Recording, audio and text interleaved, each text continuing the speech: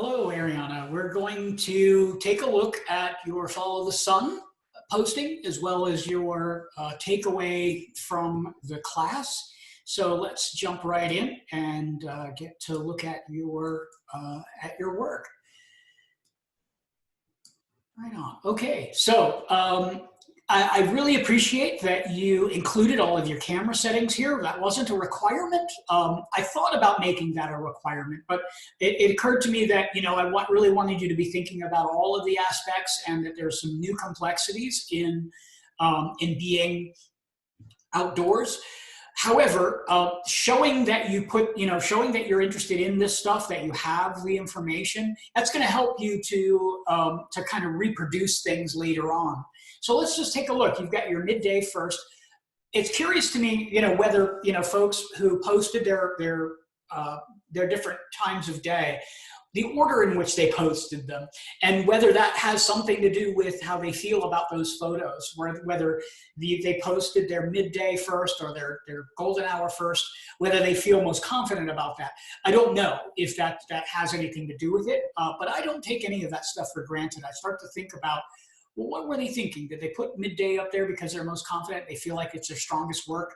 Or are they just like doing some natural timeline or something like that? Anyway, let's jump into this. First observation that I would have, because I kind of perused them before we started here, is you are adopting the same kind of feeling of composition that you have in the studio out here. And that is where you're using the whole picture plane. You're using, shape rather than object. You're identifying things like, these shapes rather than the idea that it's a picture of a piece of wood. You're using it to sort of divide up the composition in a way that's really a good thing. Not everyone was able to do that.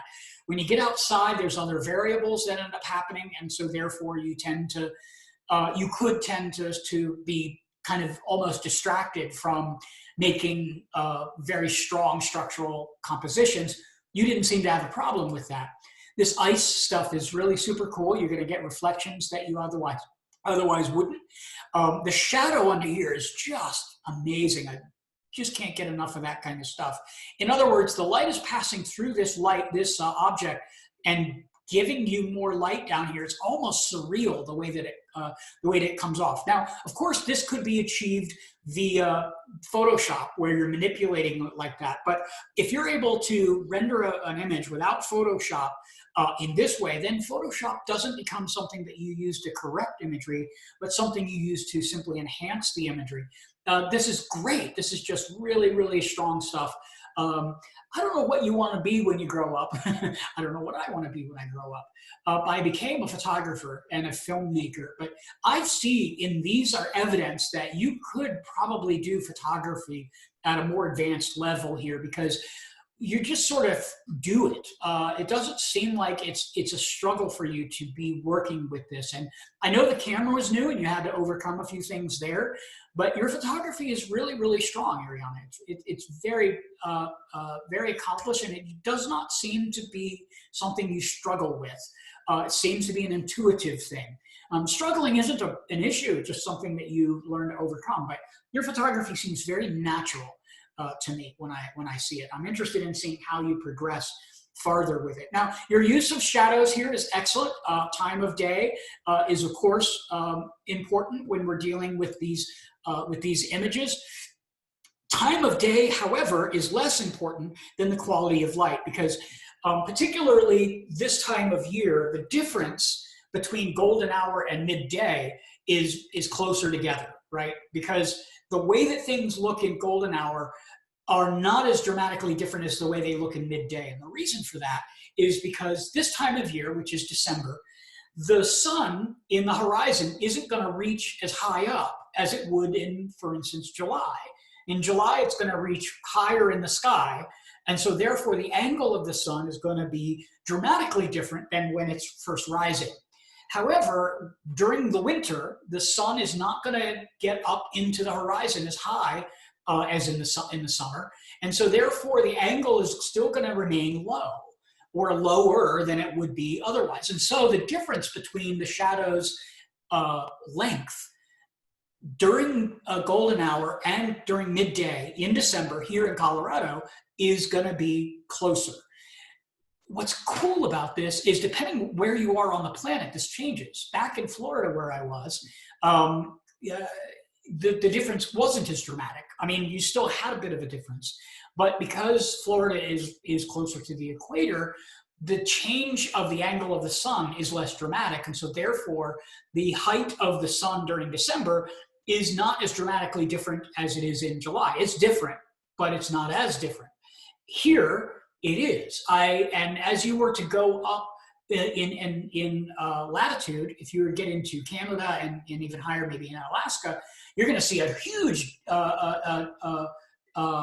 difference because the sun is basically going to be skimming the horizon in those northern parts during the during the winter, and then the sun's really never going to go down in the summer.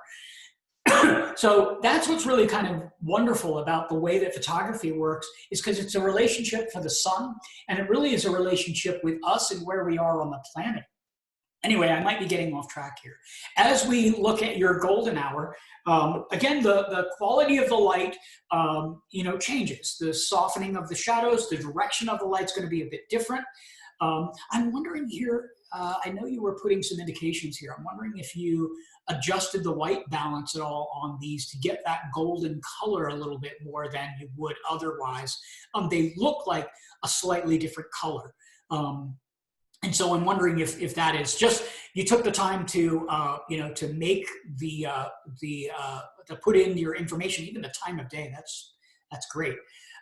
It tells me like you're paying attention to and what time of day. You can go back to this location at these times and still be able to make these images. You're working with the direction of light beautifully. You're right up in doing these close-ups. Like it seems like this is the kind of visual voice that you're adopting, is these sort of closer shots using the entire picture plane. Even in the studio, you're really getting in there with your shots. And so that's very, very healthy to do. And as you discover your visual voice, you'll start to do that even more. And it even tells me this kind of shot, which is a little bit less effective than this kind of shot. It seems like you're less directly sort of affecting this image with your compositions as opposed to something like this. And I would say that goes right on through. When you back up, it seems like they're fine. There's nothing wrong with it. But you seem to be at your best when you're in there and you're engaging the subject from a close distance. That just seems like the natural sort of way in which you see things. And this is evidence of that. It's just great stuff. Let's take a look at your blue hour solution. Now, blue hour is different in that it's all reflected light. There's no direction coming from it, and therefore your shadows are super soft. They're still shadows because light is coming from somewhere, but the shadows are so soft you don't see them defined. So you get some deep shadows. So what I had suggested was using things like shape and texture and color to use it, and you did that. I mean, these are really effective uses of the quality of light that we're looking for. This is great. You've got the angle creating the energy. You've got texture happening. You've got shape. I would have maybe eased this angle just a little bit more here. You've got this sort of energy going right into the diagonal. If you had it this way just a little bit less, turned it this way a little bit so that it wasn't quite hitting this corner, it would have improved. You may have even had one that you did that way, and it would have improved it because you don't need quite that much energy. And what's happening is my eye is leading right off the page. That said, if I just crop that out a little bit, you get a lot of energy, and this is an excellent image for that. Again, you're coming right into the subject. You're highlighting a repetition of shape. There's a lot of texture. There's a variation of color. You're doing all the right things here with blue hour. Then you back up, and the images don't seem quite as profound to me. So I'm seeing that you're more comfortable composing at this distance than what to do with this, right? Not that this is bad. It's just not as good as what you're doing when you're closer into the subject.